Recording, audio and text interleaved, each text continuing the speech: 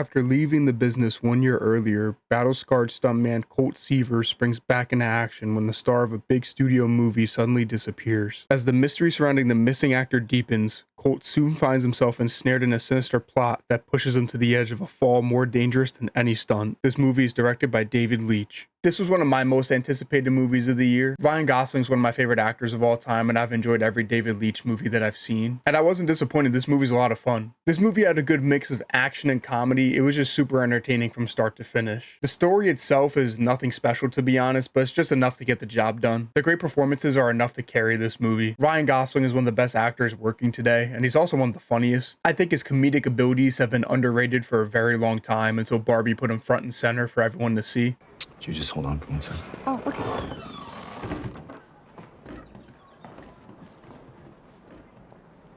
Sublime! I don't know. I'm gonna have to think about that.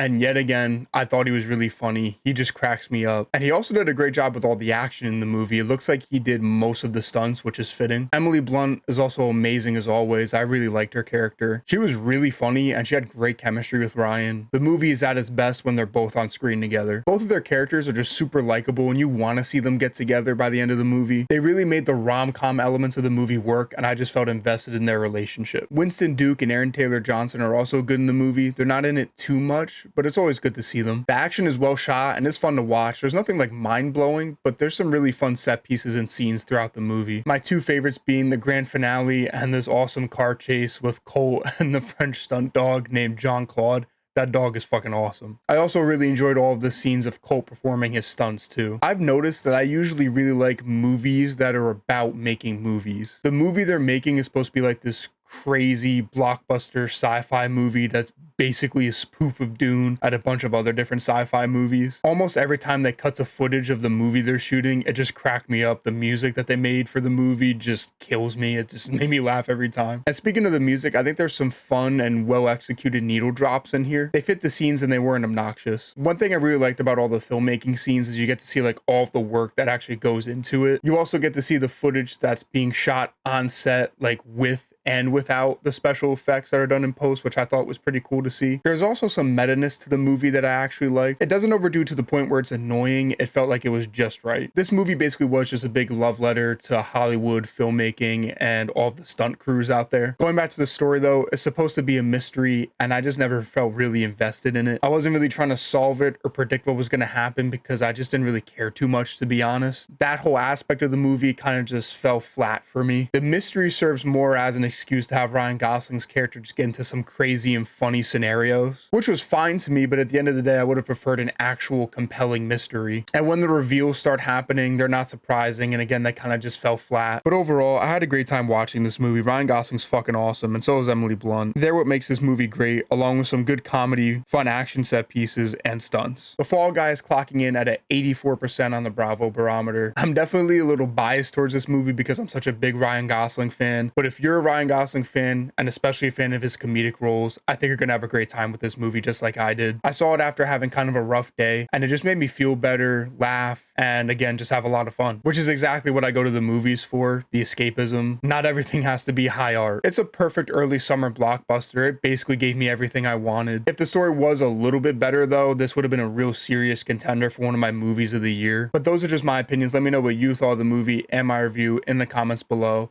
Don't forget to like and subscribe for more reviews and streams coming very, very soon. And as always, I appreciate you guys for tuning in. I hope you guys have a great rest of your day, and I'll catch you in the next one. Peace out, everybody.